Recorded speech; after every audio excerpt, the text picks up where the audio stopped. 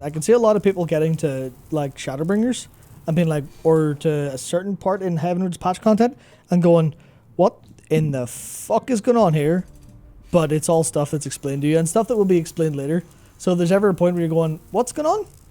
It's like you can have faith that it actually that will be capitalized on further down the road in some capacity, which really means you have to have your brain on, remember everything you're told, or at least have someone who remembers it all, like Matt from our Discord, who, you know, you hit him any question, he's got the answer right away. He's a, don't know what to call him outside of a genius FF hero, but yeah, I think there's three supers that are kind of supporting to this. Yeah.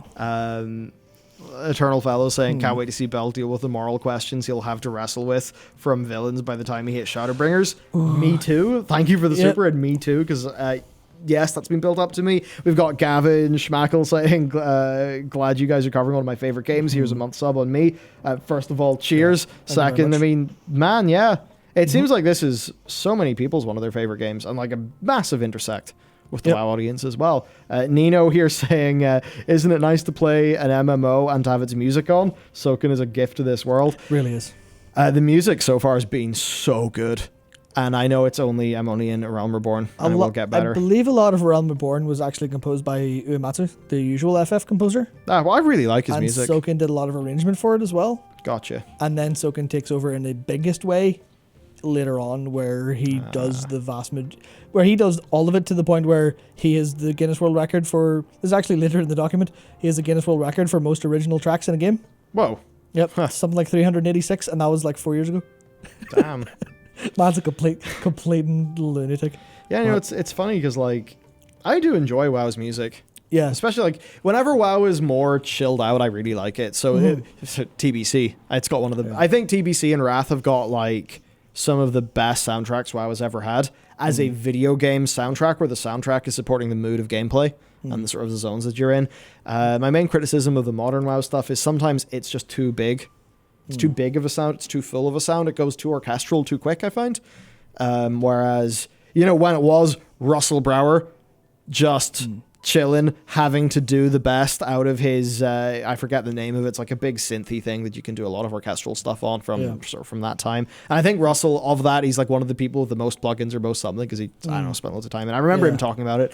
But yeah, I feel like sometimes WoW is just like too big, too loud. And there's just been something really nice with the FF stuff so far. Yeah. So, yeah, it's been honestly a really awesome experience, and I cannot wait to do more. We've got JAO also supering to say, where can I see you stream the game? I want to see reactions to the boss fights, certain cutscenes. I see, that's big. Right. I actually care about the game and the experience enough not to stream it. Yeah. And that's a weird thing with me, maybe, but... You know, if I am kind of doing content that I'm comfortable with, I'm sort of fine and happy to stream that. But for me, in a game like FF, I want to be entirely immersed. And if I'm sitting there thinking about, okay, I've got to be entertaining to everybody, I've got to read chat and see what the crack is with them. It's like, in a game like this, I just have a feeling that I really need to play it as a completely immersive story, free from all of that stuff. You know, just so that I can really get the most out of it. Because it's this thing, right? See, when you're streaming, you're never 100% in your brain. Like you're always just a little bit thinking about the meta of, okay, I'm streaming, I've got to do a good job for everybody watching. You know, they're throwing their time and their money into this. I have to deliver the goods. Yeah, you're presenting for people like yeah. Where, you know, I'd worry if that would make it harder to be deeply sort of deeply engaged. Yeah. But in, you know, I will be providing you with weekly updates via this as everything goes. And we already have one video queued up for next week in the channel, and we will have more in the main channel. Yep. But yeah, I'm very excited about all this. And to say that you'd be distracted while streaming is absolutely completely true, because I have found myself being a little bit too distracted. First being on Discord with people, even during like the more gentle bits of MSQ. Later on, where I'm just reading some quest text, nothing big is going on, I'm just kind of paying attention to what's been said. And even when I have like Twitter open on another monitor. Because one of the reasons I threw up my second monitor, because I usually only use one, but I threw up a second one in portrait, so I could read guides and talk to the boys on Discord. Yeah. while I was playing some endgame stuff. I'm like, you know what? I almost like there was a time I was like, I want to rip this monitor off this arm and throw it out the window, just because I can feel it's pulled some of my like memory from like this specific like couple of bits of dialogue away. So that's a fairly major thing where I feel like I really feel like I'm wasting my time if I'm not giving it my full attention. At least during MSQ stuff.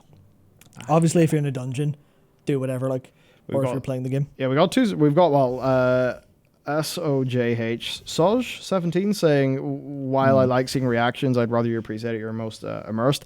Thank you. That's how I want to do it, and I think that will mean that when it comes to me doing impressions content or just any content, I'll be able to give you like an actual player's experience. It's one of those things where like it's sometimes hard to trust. I don't mean hard to trust streamers and YouTubers and like journalists in the game space, but it's like, I mean, Youngya actually did a video about this recently on his channel, I noticed, where he basically apologized for Cyberpunk.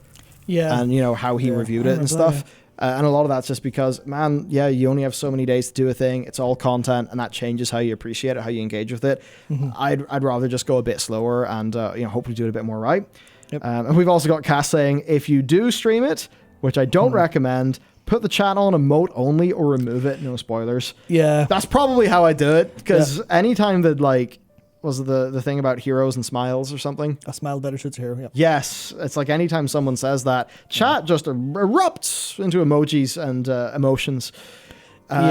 Which, it does make me think. There's a lot of stuff like that where I definitely feel spoilers, especially like stuff that's like short term, would completely wreck your enjoyment of it. Because not because it always pulls out massive things that are like, oh my god, big moments. It's literally just like, if you experience the story as it is, even most of the decent stuff is just like, it's just so much better going in completely. I mean, well, there's a couple of frowny faces and QQ's after saying, I mean, it's a big phrase. It goes to show how much. So I'm not going to say anything about when it's said or anything, but it's just like, that's a big moment for people. We've got a few more sort of playing FF supers. Forbidden Purple saying, any chance could be recorded and be cut up into little highlight videos to be able to experience certain events with you, or will that be too immersion breaking? That probably wouldn't be. We just need to set up like an actual way to do that. I mean, Dark Cloud also supered saying, would you consider having a friend saying you'll want to clip yourself doing this for fans who want to see your reactions?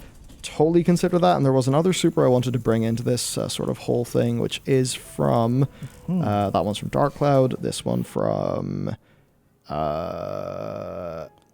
got it, from Shadow Tycho, who said, can you record your reactions for certain points though? People will be 100% able to tell you when it will be worth. And there's somebody else said something about shadow play, to which all those things I will say, I've already been playing it with shadow play on. I will ensure that Shadowplay microphone is on, and I'll be keeping Matt up to date with where I am, and you'll be able to tell me what the bits are.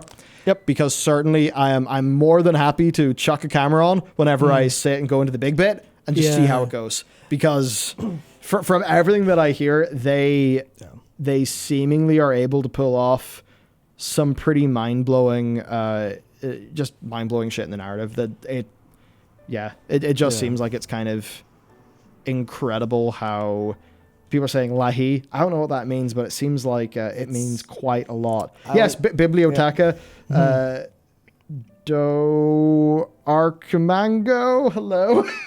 Super saying 2 words that blew the FF14 away, and someday you'll understand. Lahi. I don't know what that means. It's actually further than this doc. It's not a big spoiler, though. It is further than this doc. It's a bit of music it's referring to. And a big community moment, let's say. Is that what Soken? Soken's a hero, like it. Yeah. Do you know Lahi?